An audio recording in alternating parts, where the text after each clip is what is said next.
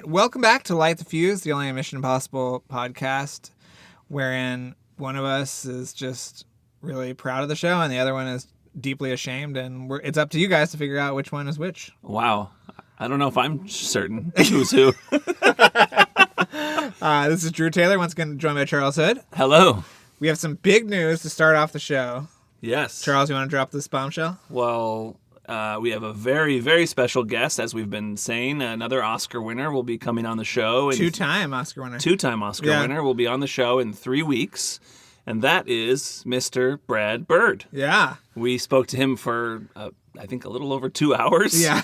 I think that will be our first 3-part episode, is my guess. Yes, probably. And we are so thrilled, and so can't wait for you to hear that. Yes, he was wonderful. He was forthcoming. He was informative, and he was very generous with his time and, his stories from the making of this movie. A lot of them we had never heard, and we were excited to share with you. Yeah, he just was.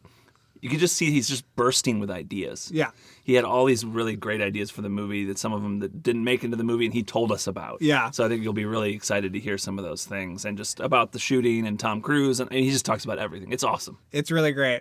And the next 2 episodes after this week's episodes, we are talking with the guys from Filmograph, which is the title sequence company that did Rogue Nation and Fallout. Yes, and Seth and Aaron were both really great guys. They knew their stuff about Mission Impossible and movies in general. They're just awesome. Yeah. Really cool, really fun. And it was our first 4-person interview. Yes. Which was a little interesting. It was a little unruly, but it was a lot of fun. It was a lot of fun. I think you'll see they're big fans of the series. It was cool to talk to them about all the movies. Yes, including one very interesting Easter egg that you guys are going to have to hunt down, but we will post on our social channels as well. Yes, that'll be cool. But today is a really interesting episode, something that nobody has really talked about yet, as far as we know, which is the David Marconi version of Mission Impossible 2 that we believe was intended for Oliver Stone to direct. Correct? Yes, it was. Okay. We talked about this a bit in the Making of MI2 episode, and we'll do a little bit of a recap right now. On February 24th, 1997, in Variety, Tom Cruise and Paula Wagner were trying to get Oliver Stone to write and direct the next Mission Impossible movie. And then 2 months later, they have found a concept they were happy with, and Oliver Stone protege, David Marconi, was writing the script under Stone's supervision. So then, and David Marconi, he went on to write Enemy of the State for Tony Scott, and he did The Foreigner recently, which I think I've plugged already in this show, that I think is a really good movie that Martin Campbell directed with Jackie Chan. And Pierce Brosnan. And then October 97 in Variety, Michael Tolkin, who wrote Robert Altman's The Player, he was hired to rewrite David Marconi's draft. And so this draft that I read the draft of this script. It was in the Ron Moore collection at the USC Cinematic Arts Library. And this draft was from January 22nd, 1998. It's by David Marconi with revisions by Michael Tolkin. And it's a full script for the most part, but has sections of it that kind of go into outline form. Okay. It goes into it'll be like, oh, the next few scenes are going to be this, and then it goes back into script form for a while, and then it says, oh, the next few scenes are going to be this. And then it was clear they still had some things to figure out. Right. But this is the point when we did our Making of MI2, we said we weren't really sure what happened, why Oliver Stone left. But if you look at the dates of this, Ron Moore and his notes, in the Ron Moore collection at this library, you can see he starts to take notes in late January on the script. So what it seems like is this draft from January 22nd, 1998 was rejected for whatever reason. Right. So either Cruise or Oliver Stone or both just couldn't come, they didn't like it or something, but they decided to not go with this draft. Okay. And at that point Oliver Stone left. Right. So this was seemingly Oliver Stone's script. Either Michael Tolkin was brought in by both of them or just by Cruise to do the rewrite on Marconi's script. Right. But Stone left after this because then, I think a week after this is when Cruise was meeting with Wong Kar-wai. And then just, I think a few days after that, then he was meeting with John Woo. And then John Woo got hired. So this was the shift. This is the end of the Oliver Stone version. So to be fair, we're calling this Oliver Stone's Mission Impossible 2. It might not be entirely. Right. Because the earlier draft might have been more entirely Oliver Stone's. But this was... But he was still on it at this point. Right. And the screenplay for Mission Impossible 2 credits Ron Moore as story. As story. Yeah, Ron Moore and Brandon Braga. Right. And Robert Towne for script. Right. And in these Ron Moore notes, he's taking notes, and it's interesting because he's in late January, I think, and into the spring of 98, he's taking notes from Cruise, and he's writing that. He says, like, notes from Tom Cruise. He takes notes from Paula Wagner. He takes notes from Robert Towne. Oh, wow. So I don't know if Robert Towne was there as a producer at that point, or what. But it's interesting. So that was after this draft that we're going to talk about mostly today. But it's interesting. But you will all find out in mere moments that there are elements of this script that made it all the way into the Robert Towne version and into the movie that we all know as being Mission Impossible 2. So, but as we'll talk about, you'll see this was a wildly different MI2 that never was, and we're about to tell you all about. So you went to the Ron Moore collection at the USC Cinematic Arts Library. Yes, I pulled this. I made a request. I think as a USC alum, you're allowed to do this. Okay. And so I made a request to view the Ron Moore collection, and I asked for. He's got all kinds of, because he's written Star Trek movies and shows, and he's got a whole giant collection of stuff that you can retrieve. But I had to request specifically box 46 folders 1 through 10 and box 66 folder 2, and that has all of his notes. And then I think when he was doing his draft with Brandon Braga, which he had several drafts in there that he had written. Okay. And this is in the spring of 98. We haven't looked at those yet. I skimmed those. Okay. They were pretty similar to what the final MI2 ended up being. Oh, interesting. So, which is why they get story credit. Okay. And yeah, so it seems like he came on to really change. He and Brandon Braga came on to really change the direction of MI2. And so, but he had the draft.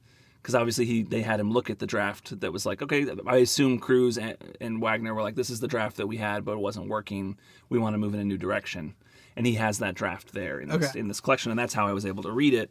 And I don't know if we want to refresh everybody on the Oliver Stone quotes on what he thought of everything. I mean, Oliver Stone's approach to MI2, if you want to say the one from the New York Times in September of 97. So in September of 97, he said that it will be a vehicle to say something about the state of corporate culture and technology and global politics in the 21st century. It's a big commercial picture, and Tom Cruise is a movie star, and in a sense, that gives me some camouflage. I can't always be out there leading with my chin. This is an interesting quote to take into context as we go into this. Yeah. As you'll see. It was when I first heard that quote, when we brought it up before, it was a different... I pictured something different, as you'll find out. Yes. And then in the Harvard Crimson on October 3rd, 97, Stone said, it would be a combination of action, suspense, and philosophy for the 21st century, a very cutting-edge film. And you will see how cutting-edge as we begin to talk about this. Yes. So the script begins, I have to say, looking at this script and everything about it, I was reading the first half, and I think I was texting you while I was reading this and freaking out because the first half of the script is fantastic. And the first act in particular is fantastic. And the whole opening sequence is, there's sort of this dictator guy in a Brazilian rainforest, I think is what it is. He's burning down the rainforest, and he's just a bad guy. I think he's a drug dealer too or something. And they sort of very briefly set up this guy. So he's like celebrating some bad deeds that he's doing or whatever. And he's got these gaggle of prostitutes at this party, and he brings a prostitute back into his back room, and this prostitute puts on lipstick and then kisses him, and then he goes into cardiac arrest. And you realize the prostitute pulls this like seal off of her lips, and you realize that the lipstick she put on was some kind of poison, and that she's an IMF agent. And that he's going into cardiac arrest now, and the paramedics come, and Ethan Hunt's one of the paramedics, and they bring him out, and they take him out of this party, and they bring him to an airstrip, and they bring him onto this plane, and it looks like a normal plane. He gets on the plane, they take off, and they go into the skies, and there's a storm, and they're trying to bring him back to life, and he's barely alive, and he thinks he's having a heart attack. And then suddenly, there's a flicker in the window outside in this thunderstorm, and the engines go out, and you think, oh my God, they're going to crash. And there's a flicker in the window that looks a little unnatural. And then Cruise goes into the cockpit and goes down into this special thing and adjusts something and comes back in, and you realize they've never left the ground. They're in this airplane, and it's like a specialty airplane that has these HD monitors set up in the windows to trick him. It's a mousetrap just like in Fallout in the Right. hospital room, and they've tricked him into thinking that he's going to crash. And so he goes back in the plane. The airplane is going to crash, and they're like going down. As they're going down, this dictator starts to confess. You know, like that people are freaking out around him, and everybody's like, "I don't want to die. I don't want to die. Oh my God!" And this dictator's like, "Oh, I'm fine with dying. I've done all these great things, and I'm happy with it. You want to hear all the things I've done?" And he starts listing. so, Yeah. so he lists some of his crimes. They get a recording of it, and that's how they nab him. It's pretty awesome. And I'm probably not really doing it justice. So that's a cold open. Yeah. There's no sort of connection. And they don't really say where the title sequence is. Okay. But I assume it's probably right after that. Yeah. You know, they get the information from him, and then like oxygen masks drop from the ceiling as they're about to crash, and then all the IMF agents put on the masks, but he doesn't. He gets gassed. He passes out, and then they leave him, you know, and they get the recording, and then they win. That's great. It's a really cool opening. Yeah. Like, would have been so fun. They can still do it. Yeah, you know, maybe they will. Yeah. And then after that, they set up this bad guy in a very brief opening that you don't really know what it is. It's like this weird room that's like a dentist chair in the middle, and it's like some kind of complex technology. So it's a little weird, and it'll come back later in a way that, anyway, it doesn't matter. So then after that, Ethan's on vacation. Oh. And it's like, so this is clearly an idea that Tom Cruise wanted to have in MI2, is the idea of Ethan on vacation. Right. But instead of rock climbing for his vacation, he's sailing. Oh. And did that speak to you? I did grow up sailing. Yeah. So I was happy to see it, hopefully, maybe. Although it was in Casino Royale, so maybe that's why they wanted to avoid it. Right. Or this was before Casino Royale. Yeah, it was, yeah. So maybe it made its way over to Casino Royale. So yeah, he's on vacation. He sees a Newsweek headline that talks about that dictator going down. So it's like hints that they took care of that, and then then the sunglasses. So there's like a cabana boy who comes. He goes to this resort, and this cabana boy comes over to him and says, "Oh, you dropped your sunglasses." And Ethan's like, "I didn't drop my sunglasses." And he's like, "You dropped your sunglasses." Wow, well, that goes back to the old show too, where there would be a different person. There'd be a person and they have code. Yeah. So yeah, so the sunglasses though it was and it's listed in the script as Ray-Ban sunglasses. But I think Oakley's in Mission Impossible too. Oh, are they? I think they are. Well, so I either way, I think it's written into the script, whatever it is. That it's Ray-Bans. That it's or whatever maybe I'm remembering it wrong, but whatever it was, I think they probably had their deal in place. Yeah. Is my guess. Or the Ray-Bans could have been a reference to Top Gun and Risky Business. Oh. Because is that what he has? he Ray-Bans? he had the kind of classic Ray-Bans and Risky Business. Oh, were those Ray-Bans in that? Yeah. Oh, I didn't know that. Yeah. So he gets the sunglasses, gets his mission briefing, but it's not by Kittredge. It's not by but it's not by Swanbeck. It's by this character named Mann, Mann, and the man gives him his mission. He's got to rescue this theoretical mathematician whose health is failing, and he's in this hellhole of a prison in China, and he's got to go save him. So his name is Ling. So, Ethan, knocks the sunglasses off the table when they're supposed to self-destruct, and there's like this slow motion moment where the sunglasses go down and they blow up, but he makes it seem like he makes it seem like he knocked the sunglasses off, and when they hit the ground, they broke. That's cute. He times it so that they self-destruct right when they hit the ground. So it looks like they just broke like normal sunglasses breaking. That's pretty cool. It's pretty cool. Yeah. So then Ethan he gets a Chinese IMF team. They're going over prison plans, and they bring up Ethan's got a photographic memory. Wow. Which doesn't come into the series really until Rogue Nation. Yes, right? that's In Rogue true. Nation, he memorizes all the money accounts or whatever that Solomon Lane needs at the end of and that's so. But this photographic memory idea with Ethan Hunt's been around since '98. So and then also he the Chinese team members are talking in Chinese, and then of course Ethan steps in and speaks. They think they're able to speak without him understanding, but he actually speaks fluent Chinese. Of course. And so it's. I think one of them even comments, "You speak beautiful Chinese." So this team does not have Luther or any. This team at the beginning does not. Okay. But they have a new love interest named Sarah Chen, I think is her name. Okay. And, so there's like a sort of a new love interest introduced here. Okay. And so they have to break this guy out of prison. So they do this great scheme where they crash into the warden's car, and he on purpose, and then he yells at them. And when he's yelling at them, they record his voice. And then when they record his voice, they use it to create a voice chip. Right. And they have the same voice chip technology that ends up in MI2. Remember, it's not in the first movie, but in the second movie, they tape a little device to their neck. So that's interesting. The cold open of MI2 when Ambrose takes off the chip. Right. Yeah. But they never explain. They never show them record anybody's voice or anything. Right. They just pull the strip off. In this one, you see them record this guy's voice, and then they say, "All right, we're gonna have this. This is a voice chip. You know, and he puts it on there, and right." So but he doesn't have to. But it's not like an MI3 where he forces Philip Seymour Hoffman to read that poem or it's not as involved with that. They can just record his voice and then that's awesome. Yeah, I'm very into that. Yeah, it's cool. It's just crazy to see these ideas. I know they're bouncing around way back then, and they sort of trickle in through the series. It's so great. So then they did this big prison escape set piece, and there's actually a mirror mylar in a hallway that they use. They call it a mirror mylar, and it's very reminiscent of the Ghost Protocol. Right. The scene with E-screen. Benji. Right. With Benji. And they put a mirror mylar in this hallway, and then they go on the other side of it, and then it looks like no one's in there. So even that idea that's interesting. Is sort of bouncing around, which is also as we talked about in I think our Ghost Protocol episode, or maybe we talked about it in one of our old show episodes. But it was in the old show where they did a screen, like a projection screen to fool a prison guard. So yeah, they have this big set piece, and they break out Ling and tricking, and there's a whole thing where Ethan is pretending to be the warden, and they have an IMF agent seducing the warden elsewhere to keep him at bay, and they put something in his drink so that he's impotent. So he's like trying to. The IMF agent doesn't have to actually sleep with him.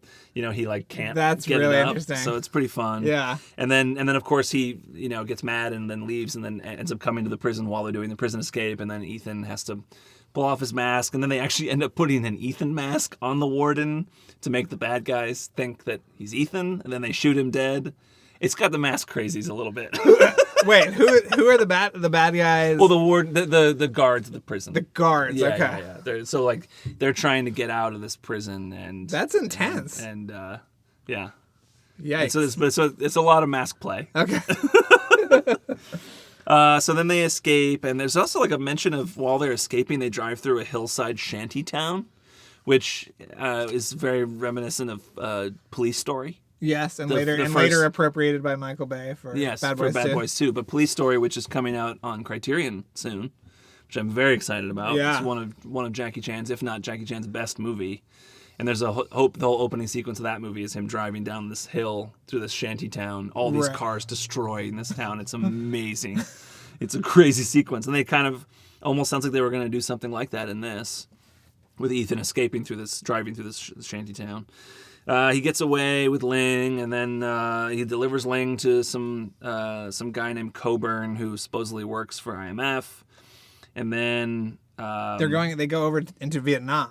Yes, they escape into Vietnam. Right. And then Coburn is this guy who supposedly works for IMF, and he gets Ling, and Ethan isn't quite sure if he trusts him. And then there's a sequence where Ethan can kind of see into the hotel room where Ling and Coburn are, and there's that dentist chair. It's back.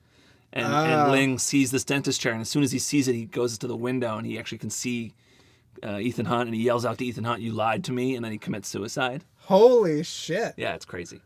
That's really intense. But Ethan has no idea what's going on, and then he escapes and runs away. So then he goes to IMF headquarters in Rome, which is new. We've never had IMF headquarters in Rome. And that character, Man, exits at the end of a day, his work day. And he's walking home, and he goes through this, they say it's like a section of town that has a lot of neon signs. Uh-huh. And as he's walking, he sees a couple of he sees a sign, and the letters get knocked out. Uh-huh. And then he only sees the letter I. And then he keeps walking, and then he sees another sign, and the letters get knocked out, and then it goes AM, so it's I am. And then he goes to another sign, and then they reveal it's Ethan, and he's like in hiding, walking along, and he's got a gun with a silencer, and he's shooting out these neon signs to create this message. And then the next sign he gets to, and it's a really long sign, and it says he knocks out the letters, so it says here, so that it's I am here. And then Man, now he goes into a square. It says a square or someplace that there are a whole bunch of electric signs. And there's one huge sign, and Ethan knocks out all the letters so that it says, "Meet me, 77 AD." Okay. And it's a pretty cool sequence. Yeah. Kind of fun. I mean, it's maybe a little bit of a stretch that you could find all those letters, but pretty cool. That part of Rome that's real. There's a lot of neon. So, yeah. So then the 77 AD reference is like they go to the catacombs, and there's a thing there from 77 AD, and that's where they meet. So then they're talking, and there's this great reveal. This is all the first act still. Yeah. It's the end of the first act. And Ethan's telling him everything that happened, and Man's like, well, there's something about this doesn't quite make sense. And Ethan's like, what's that? And he's like, there was no mission. Right. So he was hijacked. Sort of like how in Rogue Nation, the message was hijacked by the Syndicate. Right. That's crazy. Yeah. So yeah, and they're like, they get spotted by a drone that's like watching them. Oh, wow. And then they I think they set fire to some garbage to create a smoke cover so they can go hide. And the drone is it starts shooting at them. And the drone actually kills Man. Oh. So his boss, who was like a good guy, he wasn't on the run from the IMF. No. He was actually had a good relationship with this guy. He gets killed. And then Ethan's off trying to figure out what's going on. And that's basically the end of the first act there. And I think as Man is dying, he has some dying words because it seems like Man knows something that Ethan doesn't know. For whatever reason, he doesn't tell him. And he says something about it's all in the mind or something like that. And so Ethan heads off and he's on his adventure. He goes back to IMF headquarters and he can't find anything about Ling or Coburn on the computer systems. And he decides they destroy everything at the IMF, destroy the computers. There's a montage of him destroying hard drives and all this stuff. It was pretty crazy. That is crazy. We haven't really seen that. I mean, we've seen them on the run with only, in Ghost Protocol, they only have what's on this train. Right.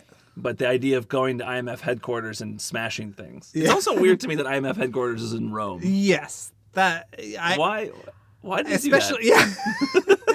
It seems to be that in the last couple of movies, it's kind of been established. It's sort of it's an offshoot of regular sort of governmental agencies. So you would think that they would just be in Washington, D.C. Right. Or in Langley, No, right. Yeah. It is in Langley in the first movie. Yeah. But we've talked about this too, Mission Commander Swanbeck. Why is he British? Exactly. Anthony Hopkins is British and he's the new boss. I'm sure there are IMF field agents, outposts. Right. But it's weird to think that is the headquarters is in Rome. Right. Yeah. And Jonathan Rhys-Meyers in the third one has he's Irish, he's right? Irish, his Irish accent. Maggie Q, clearly. Yeah. So they're all American citizens who are... Simon Pegg. I guess the CIA probably has their offshoots in different countries. Yeah. That's really weird and interesting. But you can, just from your description of these scenes, it feels like Marconi was writing for Oliver Stone in a way. We'll put a scene in Vietnam. We'll put, that it was sort of being catered to him a little bit. Yes. But that's a really interesting opening to yes. what did you think? That to me was the best. This whole first act, I wish I could have seen this movie. Yeah. It's so cool, and it's really great spy thriller. And so much great, so much like the old show. Yeah. I mean, I was super excited. So where does... So then from here, Ethan, I think he collects his team, and this is a weird thing. He goes and he recruits Luther, and Luther is robbing a Brinks truck. Interesting. So Luther, I guess, went back to being disavowed and back into crime, and Ethan interrupts this this Brinks truck robbery, and Luther's very happy to leave behind these guys and just go with Ethan. He was with a team of guys. He's with a team of guys, and he is happy to just go with Ethan. So Ethan and Luther then go back to China, and they find the people on the team from the Chinese IMF team that he had in the first mission, and they're all dead. So then, it sort of went into outline form at this point, I think, in the script, and it was kind of then this happened, they went there, everybody's dead, and then Ethan and Luther go to the only person who can help them, Max. Wow. So they go back and meet with Vanessa Redgrave's character, Max, who, as we've heard, they've tried to keep bringing back into the series. They've tried to bring her back in Ghost Protocol, and they only had a little nod to her henchman in Ghost Protocol. Right. But they actually have a sit-down in a cafe, and they have Max talk about everything that's been going on, and they assume she's involved. Luther's got a laptop that kind of is reading her whether or not it's a lie, like she's lying. It's sort of like a high-tech lie detector through Luther's laptop, and she's telling the truth. In the Chinese team, though, is the love interest dead, too?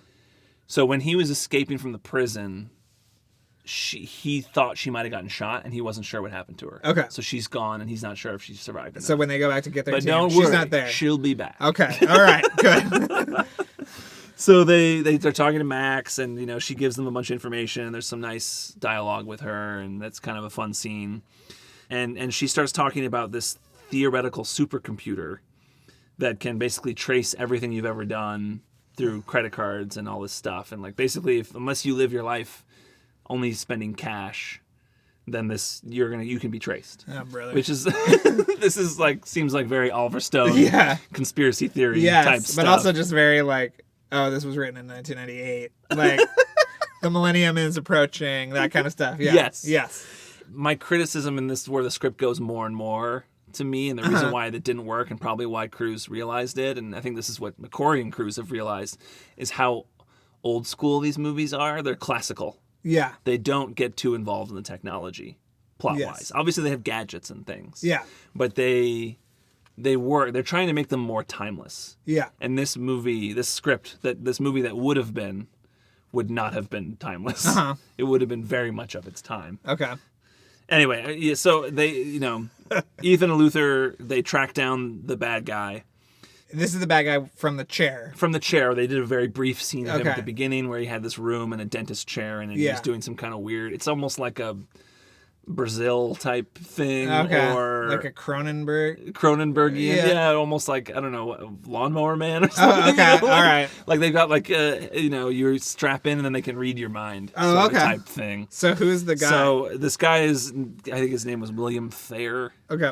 But they described him as a combination of Bill Gates and Ted Kaczynski, which is also interesting because Ted Kaczynski was a model for Joe Carnahan's bad guy in MI3. Oh, interesting. So I wonder if this is like a thing that Cruise... The Kenneth Branagh character. Yeah. Yes, Kenneth Branagh in what would have been Joe Carnahan's MI3 was described as a Ted Kaczynski type.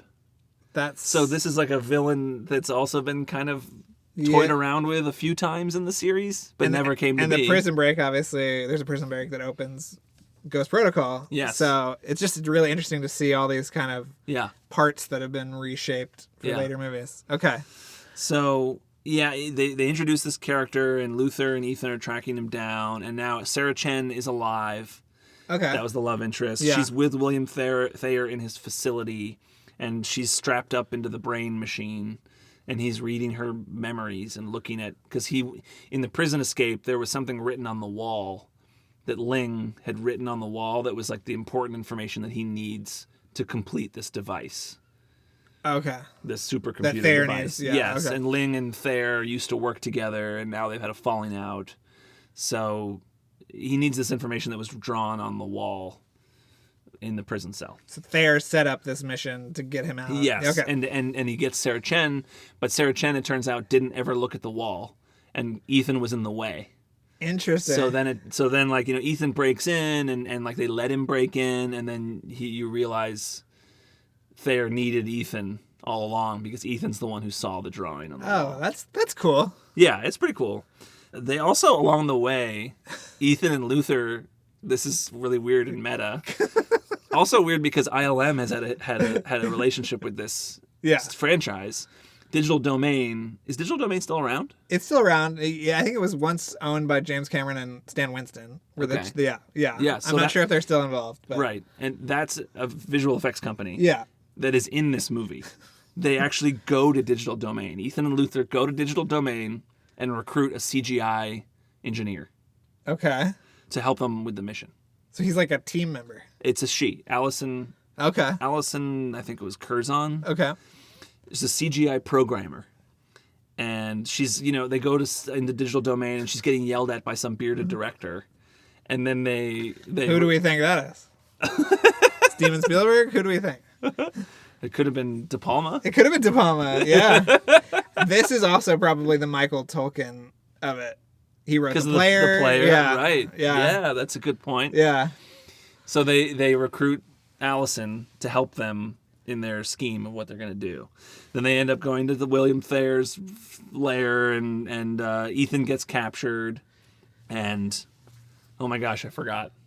There's actually, even before Ethan gets captured, there's this epic action sequence at an airport in Denver. Okay. Where all the electronics get messed up, and the air traffic control gets all messed up. Oh, that's kind of fun. And it's like they mess everything up, and Ethan has to stage his own death, and it's crazy. What? That is nuts. It's like they have to like trick the computer because the computer is like always 2 steps ahead of them. It's very it gets a little. Oh, because the computer is doing all tracking. This, yes, okay. And so it's like it's a lot. Okay. And so when McCory was talking about how you can't have, it's better to not have exposition during action sequences. Yes. There is a lot of exposition during this action sequence. About the computer. About the computer. Ethan starts telling a story about Jonah. And then explaining this story to this is while all this mayhem is going on around them. The biblical story. They even mentioned the idea. They said again in an outline form, like maybe an airplane crashes in the background of this. Oh my god! It's crazy. And then, he talks about Jonah, and then that's what gives him the idea to fake his own death and make the computer think that he's dead. So he like takes this airplane out on the tarmac or whatever and crashes it, but escapes before he crashes it. But it looks like on camera that he's dead. It's very convoluted. Yeah, that's too much. That's too much. Yes. So, sorry I'm so all over the place, but... It sounds like the script was all over the place. Yeah, okay. So then Ethan is breaking into William Thayer's facility. This is the point where Thayer then realize needs Ethan. Okay. And needs to tap into his brain. And now this is like the whole second half of the script where he's got Ethan in this dentist chair reading his memories, trying to get at that. He's trying to make Ethan relive this moment of going through the prison and looking at the wall. And Ethan keeps fighting it with his mind. It's like it sort of reminding me of Brazil. There's this whole part where Ethan wakes up, he wakes up in a white room and he's locked in and there's a surveillance camera mounted high in a corner and like they feed him food. And then when the food comes, there's a gun and a knife in it and a note from Luther that says like, we're here, we're close. Oh, that's cool. So they're going to break him out, right? Then they like go through this whole thing where he takes the knife and he goes back into the dentist chair and he's there like reading his mind. He like cuts his hand. He said he cuts his own hand so that he can remain conscious, I guess because of the pain or something. Yeah. Again, like the rules are not explained. Can you talk about what this machine is called too? I think it was funny because in the script they mentioned it. They would say what it was, and they would say, or it could be this, or it could be this. So I think one of them was the linear consciousness accelerator. Okay. Mind-body transfer station, I think was another one, and the evolution room. Okay, that's cool. Yeah. I think they were still trying to figure out exactly what they were doing, which is maybe why Oliver Stone ultimately decided to move on because they just couldn't crack how to make this all work. Right. But anyway, back to the escape. Yeah. Ethan is cutting his own hand, and while Thayer is trying to make him relive the prison escape and he look at the prison wall, he like bends the reality and gets out because he's cut himself, I guess, and he's got a gun. They get out. Luther's there, and they break him out of. They like break open a wall or something, and he gets onto a helicopter with Luther and Allison, and he's flying away. Allison gets shot, and they're like shooting at Ethan and shooting at him as they're like maybe gonna crash. Luther's talking to Ethan and asking him about the information that Thayer needs, and then Ethan starts to realize, oh wait a second. This isn't real, is it? He puts his hand out of the helicopter and like reaches, and then as bullets are coming at him, the bullets don't hit his hand. They like move around his hand so that he doesn't get hit. Okay. And then he shoots Luther, and they crash because he realizes this was all just a simulation that was to try to trick him into giving the information. Okay. That's kind of cool. Yeah. I mean, this is getting into pretty big sci-fi. Yeah. For Mission Impossible. I mean, you look at the series now, it's kind of nuts. Yeah, there would be no place for that. I mean, do they go into any, like, his memories that give us any background on the Ethan or anything like that? So, well, then after that, he, Thayer's frustrated or whatever, and Ethan goes back to his cell, and then it kind of goes back, I think it goes back into outline form again, and then there's a whole nother, like, legitimate escape where Luther and Allison come in and help him escape, and he gets out. They did not figure out how to make this work because they kept describing different possible climaxes. Maybe they trick the computer into killing Thayer, or maybe if you need Ethan to fight Thayer, then maybe they neutralize the computer so that Ethan can have a showdown with Thayer. There's a lot. There's a lot still to be figured out. Do they ever talk about what Allison is actually needed for? Yeah. So when they trick what they end up doing in the scheme to trick the computer, they film Ethan having a one-sided conversation with no one, and then she uses her CGI to create a conversation with Thayer, and then they put this as a video in front of the computer to make in front of a security camera, I guess, to make the computer think that Thayer wants to get rid of the computer, that Thayer's disappointed with the computer, that it's not working, and that he's gonna have to shut it down. And so that's when the computer kills Thayer. Yeah, so that's that is hilarious. It's a lot of crazy ideas, and it's never really fully answered because a lot of it is or in the outline form, and it's so I'm kind of into that idea though. I like the computer being sort of having that personality, being disappointed. Right. Yeah. But then Ethan's getting away. He escapes with Luther. He gets back, and he's totally destroyed. He's in a wheelchair in a country rest home, and he's recovering. And his mother and uncle come to see him. Oh wow! And Luther and Allison are there, and then his mother and uncle are talking to him. They think they go down to a dock and talk. Ethan's mom tells him, "You may never walk again," and they're really sad. And then they're talking, and they're saying, "You could come work on the farm." And Ethan's like, "Well, if I never walk in, how am I going to work on the farm?" They're like, "Oh, there's so much technology now that you can just push buttons, and there's tractors you can work with when you're paralyzed or whatever." And then they're still talking with him, and Ethan starts to realize they're trying to get that information about what's on the wall in the prison. Oh my god! And that it's all in his head again.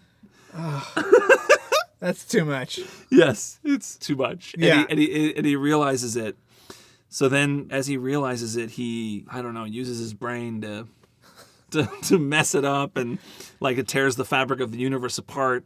He ends up in the Garden of Eden. What? They call it I think the Palace of Memory, and it's the Garden of Eden. And so Ethan sees, and they call him a child of the new millennium, who is Asian/Latin/African/European, and talks to this child, and the child is asking him how he knew, and Ethan says they named the uncle. They say his name is Uncle Donald, and I can't remember from the first movie if they ever said his name, the uncle's name. Yes, yeah, they did. Okay, Ma and Uncle Donald shipping. Was Ma it Uncle Donald? Yeah, it was. Yeah, because he says Ethan's the way he knew it was fake is he says there is no Uncle Donald. Interesting. Yeah, he says my file is filled with misinformation. Huh. And so he's as soon as I saw Uncle Donald there, I knew it was not true. Right. But it makes me wonder if I thought it was Uncle Donald. Yeah. Yeah. I know it was the mom and the uncle. I just couldn't remember if Donald was in the first movie. I thought that was him. Look that up, but yeah. So then the kid that he's talking to in the Garden of Eden turns into an old man and tries to beat him with a stick, and then Ethan. I mean, it's unfair of me to talk about this without someone reading it in context. Because some people might like it a lot more than me, but to me the second half really went off the rails. Right.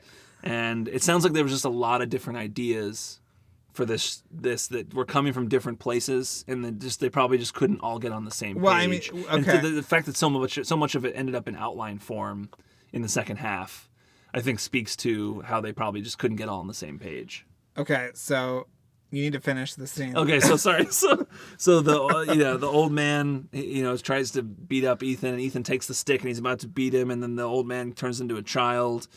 And then, Ethan says, I know who you are, the game is up or something. And then as he's about to beat the boy, I think, or he's about to beat the old man, it turns into a boy. And then the boy turns into a monster. Okay. Which they don't really describe what the monster looks like. I'm very into that, yeah. But I'm very curious to see what a monster would be. I mean, you look at where the MI series is now. Yeah. And the idea of a monster in it is completely ludicrous. It's crazy, yeah. But then Ethan says to the monster, I know who you are. And then it turns out that it was Ling all along. the So guy who the guy died. who supposedly committed suicide. Yeah. And I didn't quite understand if it was Ling like uploaded his consciousness into the computer, maybe, Yeah. or if So was he so he was the bad guy all along. I guess he was like the artificial intelligence? Yeah, I guess. I don't know. It Alright. was confusing. And then at the end, so Ethan's realized it, so he's back in the consciousness accelerator evolution room thing, and he actually breaks up. They disconnect everything, and because I think like the computer had access to nuclear reactors that it could blow up. It could start a nuclear war or something. So they had to disconnect those. And again, a lot of this is in outline form, so it's not fully scripted. So And is the computer being shut down by like Luther, or is I think Ethan it was. willing I think, it? I think Ethan outsmarting it broke it down. All right. So I mean, it's a lot to take in. Yeah. And then they Ethan and Luther and Allison go back to the headquarters in Rome, and they set up IMF again.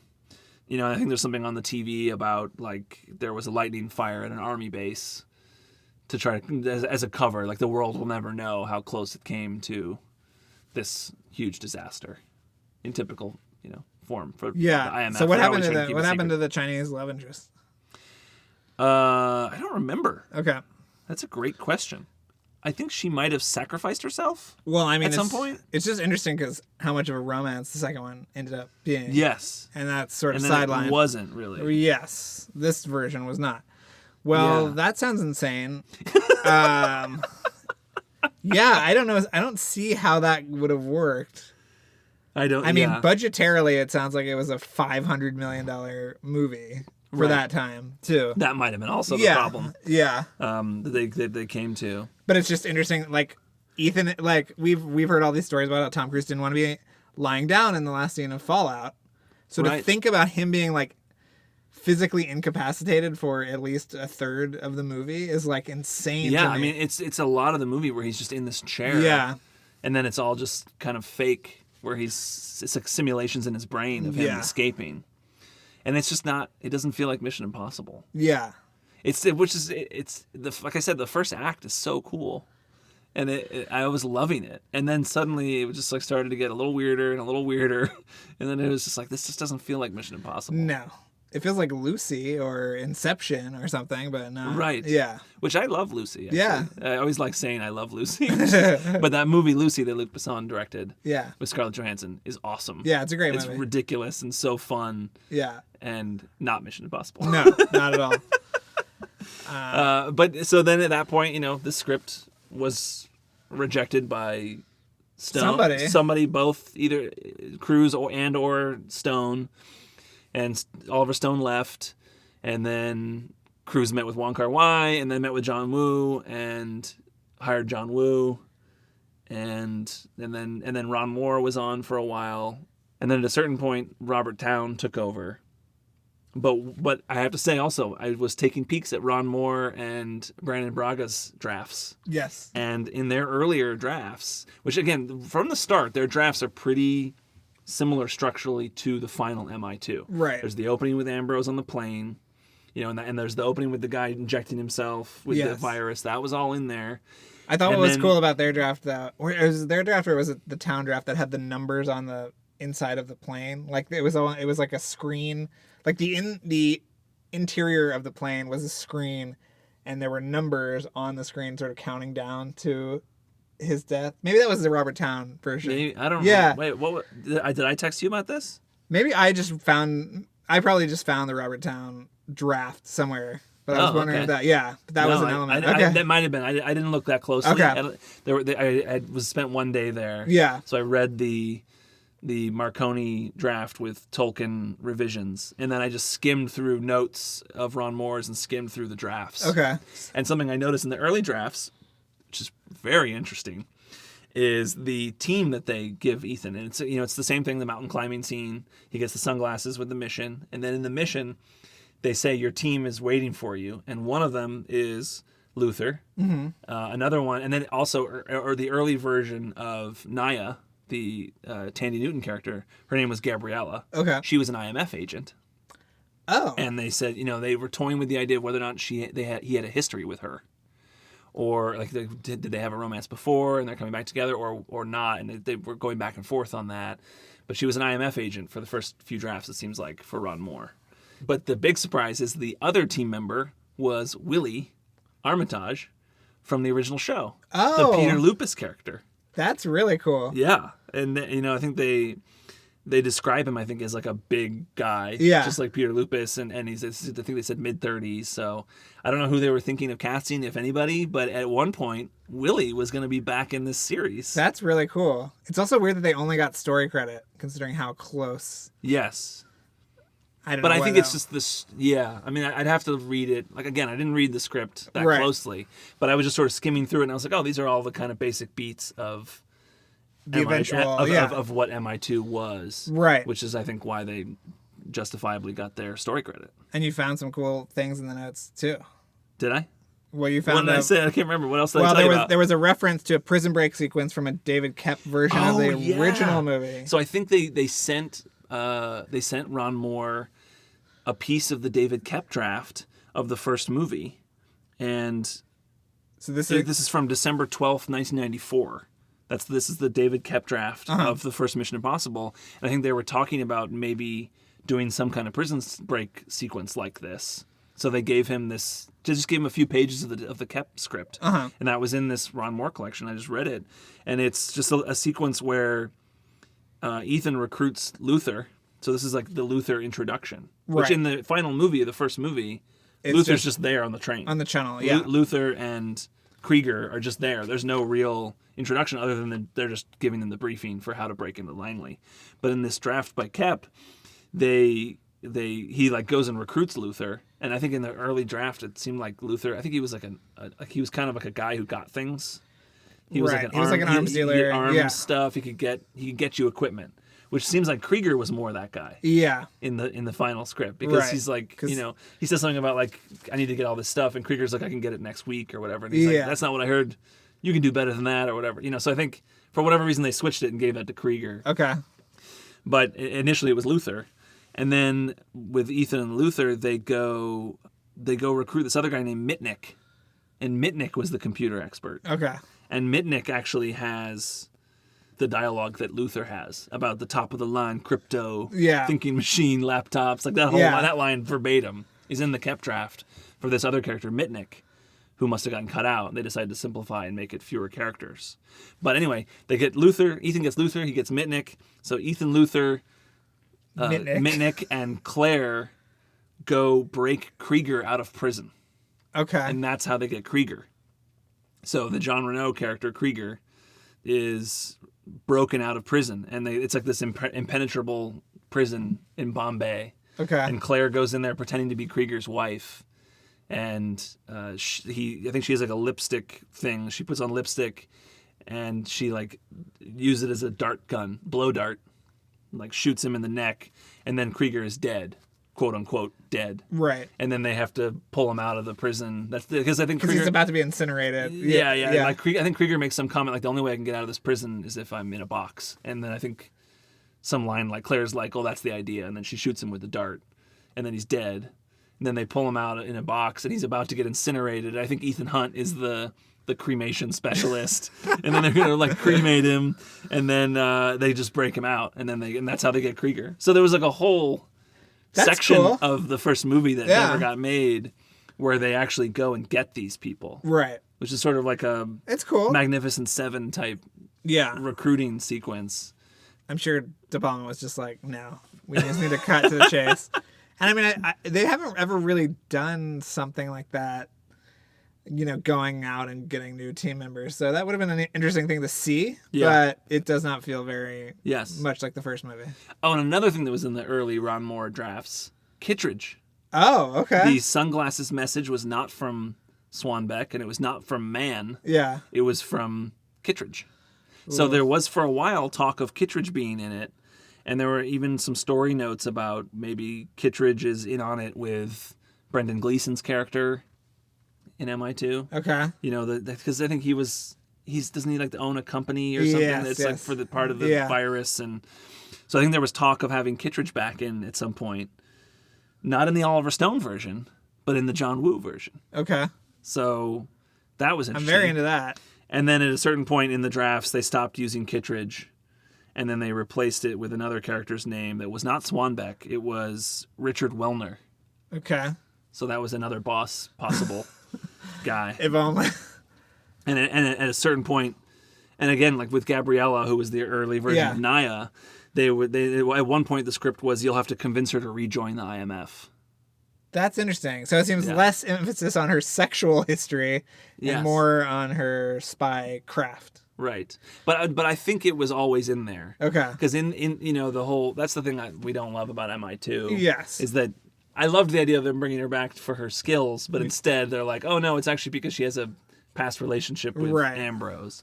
And they always say in the mission briefing, even in these earlier drafts with Ron Moore and Brian Braga, they say you'll get more information later. So kicking it down the road. Yeah, which is like basically just for the plot to work. My favorite note from Paula Wagner that you wrote down was Luther is a clone ? Root it in reality. I don't know about that. If that was, that's completely out of context, so I have no idea. But that was a note, I guess, from a phone conversation with Paula Wagner that Ron Moore wrote down. Sure. I don't know. I guess it was because I think that was probably early days when they were still doing the crazy tech stuff. Yeah. I can't imagine they would ever have Luther be a clone. Maybe it was in reference to the earlier versions that were getting too techy. Okay. And she was saying like we can't have that because it needs to be more grounded. Okay. I don't know. Well, I mean, there's a lot there. Sorry. That's a lot to process. I know. Sorry. I hope I wasn't too all over the place. But no, I mean, I'm glad. It was eye-opening to go there Yeah. and look at this work. And it's amazing archive that Ron Moore has there that we have to obviously credit. Yeah, of course. I mean, the Ron Moore collection, which is really cool. That's great. Yeah. We got a letter from somebody that said, after the first movie, or even the Robert Towne version, I guess, after that, you cannot find any other draft of Mission Impossible online. You can't, so this is a great look inside the process, and I think we're going to have a look later on at Ghost Protocol and the different iterations that went through. But coming up, we'll be doing the making of MI3. Yep. We're in the midst of research of that, which is also some cool stuff we've dug up for that. Yeah, there's some really interesting things. There were some names that were mentioned that I've never heard before. Yeah. The director names that came on board. Because when Carnahan left, right, they were like scrambling for a director before they hired JJ.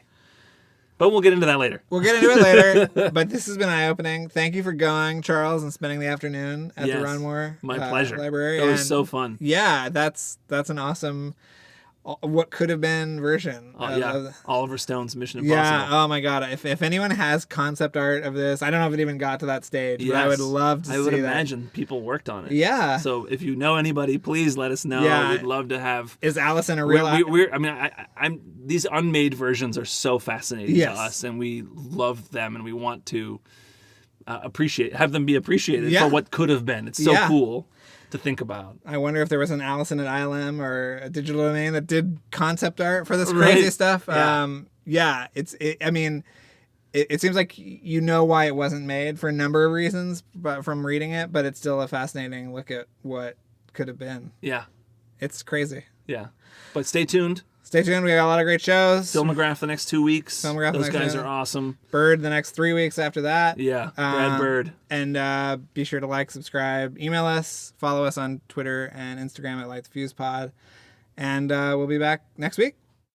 Thanks again for listening, everyone. And before we go, another mission, should you choose to accept it. Please rate, review, and subscribe to the podcast on iTunes. And remember that you can follow us on Twitter and Instagram at LightTheFuse-Pod and email us questions or comments at lightthefusepodcasts@gmail.com. If you'd like to watch the original Mission Impossible television show, all 7 seasons are currently available to stream on Amazon Prime. This message will self-destruct in 5 seconds.